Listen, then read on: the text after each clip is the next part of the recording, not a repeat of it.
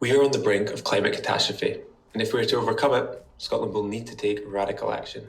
A recent survey of 380 top climate scientists conducted by The Guardian delivered a scathing assessment of the likelihood of preventing global heating above the internationally agreed threshold of 1.5 degrees. More than 77% of scientists interviewed believe that that target was now impossible to meet, meaning we must face up to a future ravaged by droughts, food shortages, and rising sea levels. Extreme circumstances require radical responses, and as every percentage of a degree of heating prevented will save lives, we cannot begin to act too soon. While climate scientists and activists sound the alarms, this urgency is not reflected in national policy. The Scottish Government's announcement that they are abandoning their 2030 carbon reduction target is a disappointing step backwards for a nation which was one of the first in the world to announce a climate emergency.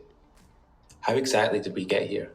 The SNP has been eager to contrast their approach to net zero with that of the Westminster Conservatives' underfunded and under-researched plans. And with Scotland's natural abundance of renewable energy sources, it seemed inevitable that for Scotland at least, the future was green. But with a failure on the part of the SNP government to introduce meaningful bills which would back up their rhetoric, and the all too predictable dragging of feet on the part of the unionist parties, Scotland finds itself once again failing to deliver on its potential. Instead, we have seen drilling rights for the North Sea oil reserve signed away on our behalf by Westminster, all while Scotland's budget has been shrunk to a historic low. Our future is very literally being taken away from us by a political class who hope to profit from the carbon energy which is killing us. A cleaner, greener, and more equitable Scotland can only be delivered if we dare to embrace bold, decisive action. To achieve this, we need major investment, which despite the lack of funding from Westminster can still be achieved by better utilising our devolved tax powers. Progressive taxation must be embraced fully so that the richest among us,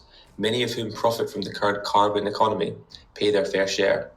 By championing a tax system which works for all, we can ensure that Scotland's future is fair as well as green.